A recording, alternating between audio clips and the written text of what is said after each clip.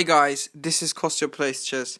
Today I'm going to be showing you a very beautiful chess game between Magnus Carlsen and Sergei Karjakin, played in 2016 at a World Championship match. This is game 8, which Sergei Karjakin won with the black pieces, which is amazing and an extraordinary thing. But I would have to say, yes, Sergei Karjakin played for at the early stages he didn't play for win, but the in the end game he played for win. But this is somehow I think Magnus Carlsen lost this game, not like Sergei Karjakin win it, and the game starts with d4, knight f6. This is Coley opening. It's totally you know theory in here, and I think Sergei Karjakin didn't expect this opening, which Magnus Carlsen actually surprised him in the game 1 with Trompovsky attack. So, but we know that Sergei is familiar with this opening, so the game's pawn to b3 and bishop e7 is a pretty normal move. And Magnus castles kingside, and Sergei also castles. Both players castle kingside, and Magnus fianchettos his dark squared bishop, and Sergei play. Magnus took the pawn on c5, and Sergei took it with his bishop, not with his pawn. So that's normal move. Any Russian schoolboy knew that you have to take with the bishop in order to not to mess up with your pawn structure. So Sergei also fianchettos his bishop. Actually, Sergei's bishops are very good. They actually caused some problems in the later game. Sergei, and pretty normal stuff. We have some exchanges, and rook to d1. Rook to d8 and rook to d1. Both players lining their rooks. Rook to c8. Rook to c1.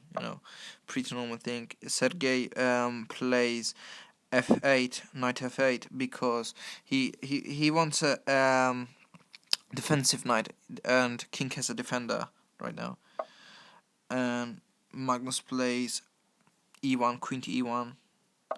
So Sergei and Magnus also defends, and in here there's a winning line, and with, I would say, this is actually loose. This position is loose. Magnus plays b5 in here, which is Sergei actually had a win with queen to g5, but he didn't play this variation. So the game and continued with pretty normal stuff. Right now we're going to see and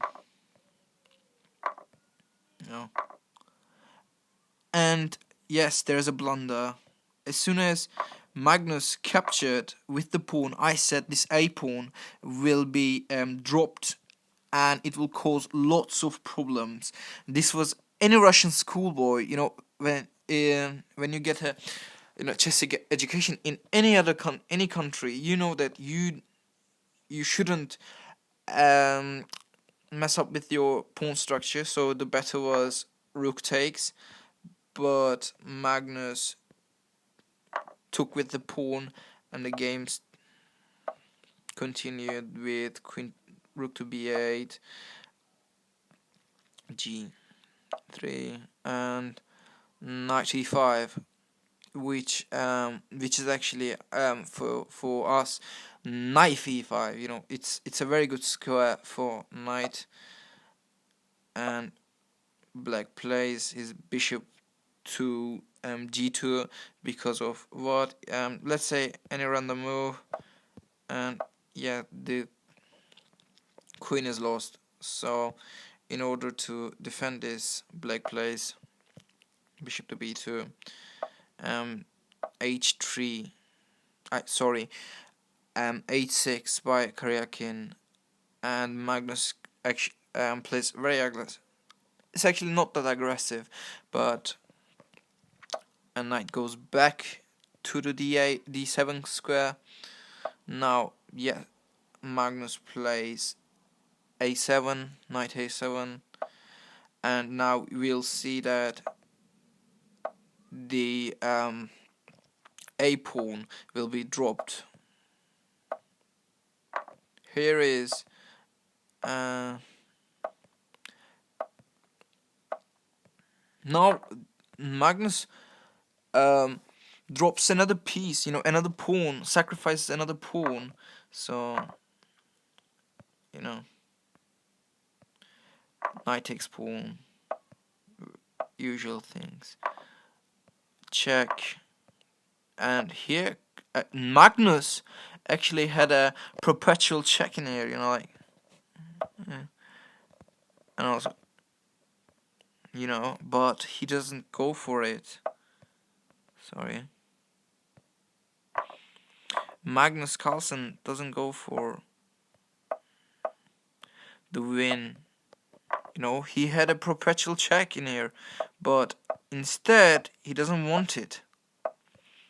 Now black's pawn is coming. It's an a3. That's a very lethal pass pawn.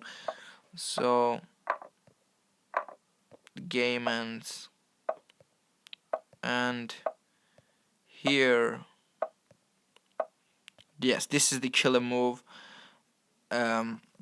which Karjakin played, and Magnus actually played. Magnus actually played h4, and now this is the final game, and Magnus Carlsen resigned because of check. King goes here, and now check. This is checkmate, and after this, Magnus does not have a perpetual check. So this was the game that Magnus Carlsen blundered a lot, and Sergei Karjakin took the advantages. And thank you guys for watching. I wish you good luck with your chess, and bye for now.